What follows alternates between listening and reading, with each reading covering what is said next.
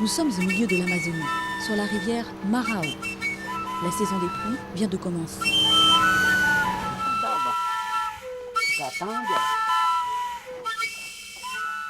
Il va falloir marcher plus d'1 kilomètre dans les marais pour atteindre le village des Indiens Saté Maori.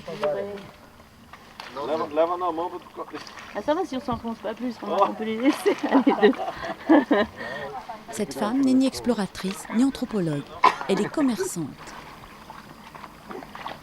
Elle vient ici au Brésil acheter des plantes à des Indiens, mais surtout pratiquer avec eux une forme de commerce différente, le commerce équitable. Claudie, c'est ça le commerce équitable? Oui, le commerce équitable, ça inclut d'aller voir tout au fin fond de l'Amazonie, là, des tribus qui vivent dans des endroits vraiment te retirer là pour arriver jusqu'à eux. Là. Pour nous les Occidentaux, on galère un peu. Hein.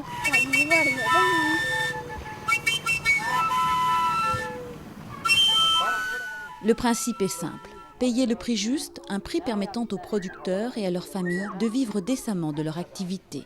Un commerce respectueux de la dignité humaine. Au port de Parintins, Claudie retrouve Obadias. Il va l'accompagner pour la suite du voyage. Obadias, il est président du Conseil général des tribus Saté Maori. Il est chef, en fait.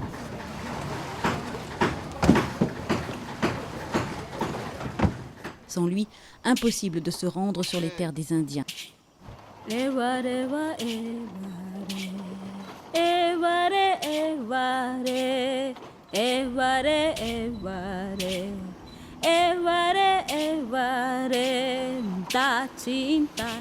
La région est autonome, elle appartient au Saté Maori. Pour y pénétrer, il faut l'autorisation du Conseil des tribus. Obadias en est le représentant.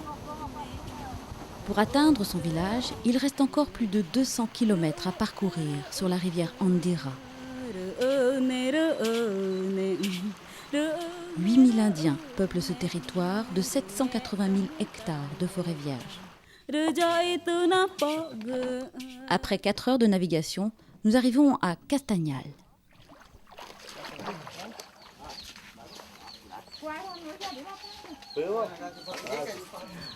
Tu chama Claudie, a esposa, esposato,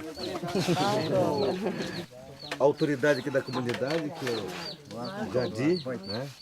A gente saúde ainda, né? À peine arrivée, Claudie va trouver l'un des produits qu'elle est venue chercher. Elle va le boire.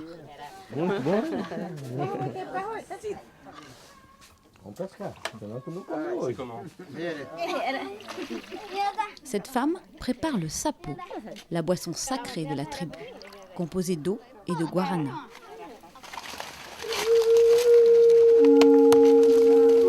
Le guarana est le fruit d'un arbuste des sous-bois. Les Indiens ne le cultivent pas, ils se contentent de le cueillir. Ils prêtent à cette petite graine ressemblant à un œil des vertus énergisantes et en consomment quotidiennement. Ce fruit contient une molécule, la guaramine, un puissant stimulant physique et cérébral.